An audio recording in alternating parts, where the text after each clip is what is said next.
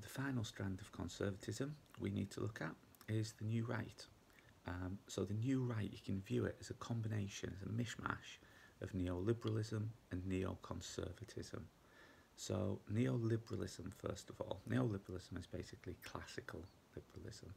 So the neoliberal elements of the New Right are things such as a belief in the free market, a belief in laissez-faire economics. So the economy under Margaret Thatcher, who is a New Right politician, was deregulated. It was privatised, basically. There is a belief in a smaller role for the state.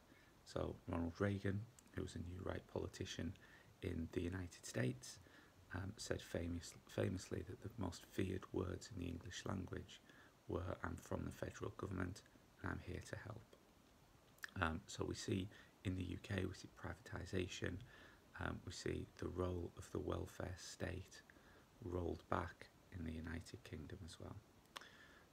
Neoconservatism is basically traditional conservative values, so things that we would associate with conservative values dragged into the modern age. So things such as a strong belief in law and order, a strong belief in tradition, this re-emergence of patriotism, which we see in the UK with Britain's involvement and victory in the Falklands War.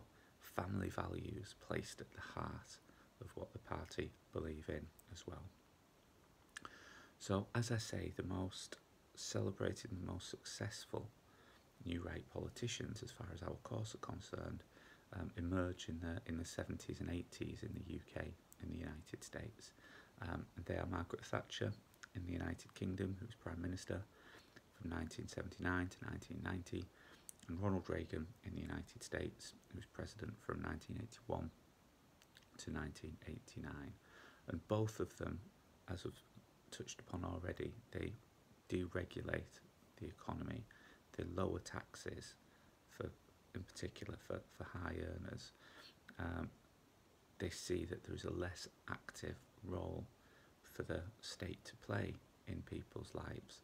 So what we see in the United Kingdom is we see Margaret Thatcher end that post-war consensus that Clement Attlee, the post-war Labour Prime Minister, established, and was continued by One Nation Conservative Prime Ministers such as Harold Macmillan and Ted Heath.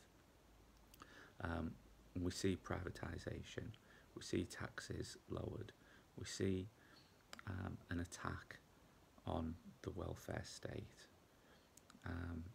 We see all of these things happen. So what we are basically seeing in this period is a much more ideological Conservative Party. This idea of the pragmatism of conservatism isn't quite as evident with regards to One Nation Conservatives. And the thinkers that you can associate with this, that you should work into your essays, would be Robert Nozick and Ayn Rand. So one of Thatcher's most famous sayings, one of the most famous things associated with Thatcher, is a saying that there is no such thing as society. And this is something that One Nation Conservatives believe in. They believe that society is a collection of individuals, so it is about individualism for them. And therefore there is this focus on an individual, there is a focus on freedom, which is where there is that link with liberalism again, and this idea that we need to be freed from the state. Best done doing this by having a minimal role for the welfare state and low taxes.